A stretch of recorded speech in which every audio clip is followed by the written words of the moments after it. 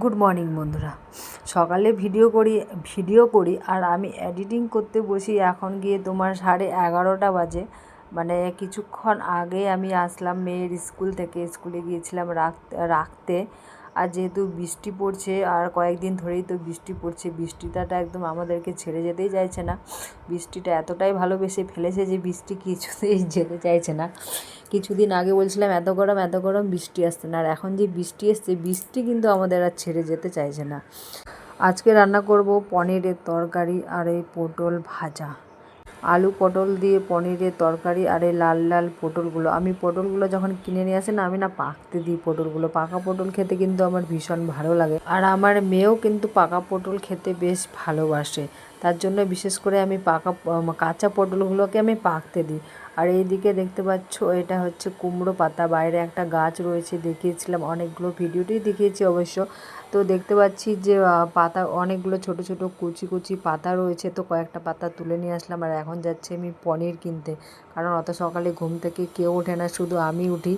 আর দোকান তো খুলেন, আর একটা বাড়িতে পনির বিক্রি করে, যে সামনে পোস্টার টাঙানো রয়েছে ওই বাড়ি থেকেই পনির কিনে নিয়ে আসলাম।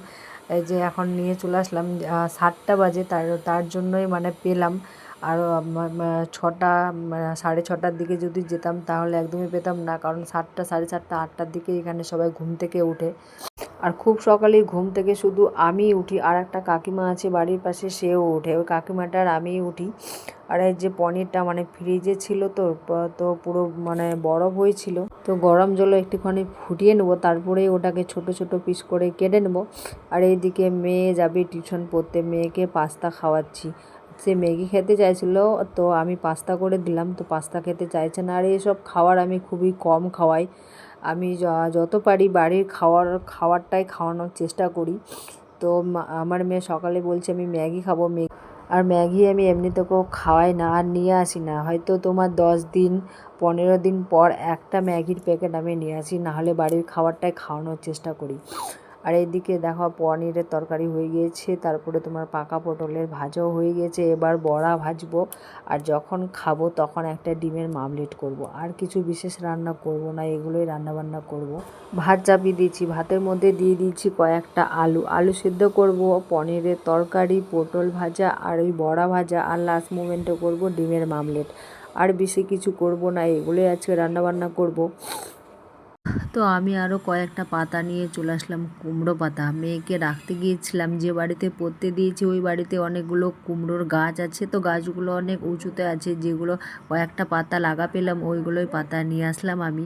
তো অনেকগুলোই পাতা হয়ে গেল। আর মুসুর ডাল বেটে দিলাম, আর একটুখানি দিলাম বেসন, লবণ, হলুদ, আর ব্যাস ভালো করে মেখে নিয়ে আবার ছোট্ট ছোট্ট ছোট্ট ছোট্ট করে ভেজে নেব। আর একটা কথা কি বলো তো, সব কিছুই যদি আনা থাকে না, তাড়াতাড়ি রান্নাবান্না হয়ে যায়। একবার আমি যাচ্ছি পনির কিনতে, একবার আমি যাচ্ছি বেসন কিনতে। তখন যখন আমি বেসন কিনতে গিয়েছিলাম তখন 7:30 বাজে, তো একটা দোকান খোলা ছিল। তো আমি ওই দোকান থেকেই বেসন নিয়ে আসলাম। বেসন যদি না দিই তাহলে বড়াটা শক্ত হবে না, আর খেতে অতটা ভালো লাগবে না। তো খুব সুন্দরভাবে এটাকে পাতাগুলোকে মেখে নিচ্ছি। আর ফোনটাকে দেখো তো, আমি উল্টা পুল্টাভাবে ধরে নিয়েছি। আমি ফোনটার দিকে লক্ষ্যই করিনি যে আমি কীরকমভাবে ধরেছি, কিন্তু ভিডিওটা অন করেছি, ফোনটা দেখতে ভুলে গিয়েছি।